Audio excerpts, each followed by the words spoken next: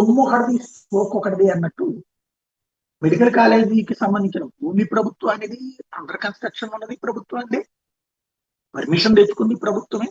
కానీ దాన్ని కాస్త ప్రైవేట్కి ఇస్తూ ఆ ప్రైవేట్ వాడు మాత్రం కోట్లు దీని మీద సంపాదించుకునేటటువంటి ఒక నీచమైన వ్యాపారానికి సంబంధించినటువంటి ఉదంతమే ఇప్పుడు పెద్ద ఎత్తున చర్చనీయాంశం అవుతుంది. దాన్ని ఇక్కడ రాష్ట్ర వ్యాప్త ఉద్యమంగా మలుస్తున్నటువంటి వైఎస్ఆర్ కాంగ్రెస్ పార్టీ రేపు 18వ తారీఖున గవర్నర్ పెంట పక్కన ఇవ్వడానికి 1,00,00,000 సంతకాలు అంటే 1,00,00,000 దాటి సంతకాలు వచ్చినాయని చెప్తున్నారు. అది 1,00,00,000 దాటి ఎంత అన్నది ఆ రోజు చెప్తారు. ఇవాళ రాష్ట్ర వ్యాప్తంగా వివిధ ప్రాంతాల్లో జరిగినటువంటి ఉద్యమాల ఫలితంగా కనిపించినటువంటిది చాలా స్పష్టంగా ఎక్కడైతే పబ్లిక్ మోటివేషన్ బాగా ఉందో ఆ ప్రాంతాలన్నిట్లో కూడా, ఎస్పెషల్లీ పట్టణ ప్రాంతాల్లో విపరీతమైన స్పందన కనిపించింది.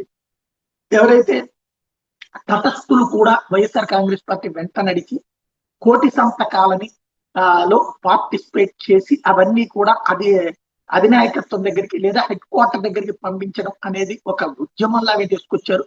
ఊరువాడ జరిగినటువంటి ఆ ఉద్యమంలో స్థానిక ప్రజాప్రతినిధులుగా పోటీ పడాలనుకుంటున్నటువంటి వాళ్ళందరూ వాళ్ళ లెవెల్లో పనిచేసుకొచ్చారు. అవన్నీ కూడా ఇవాళ ర్యాలీలుగా, భారీ ర్యాలీలుగా, అలాగే జెండాలు ఊపి కార్యక్రమాలు ప్రారంభించడం, ఆ వెహికల్స్ తీసుకుని అన్ని కూడా వైఎస్ఆర్ కాంగ్రెస్ పార్టీ తాడేపల్లి కార్యాలయానికి తీసుకొచ్చి అక్కడి నుంచి గవర్నర్ దగ్గర పంపించే ఏర్పాట్లు చేశారు.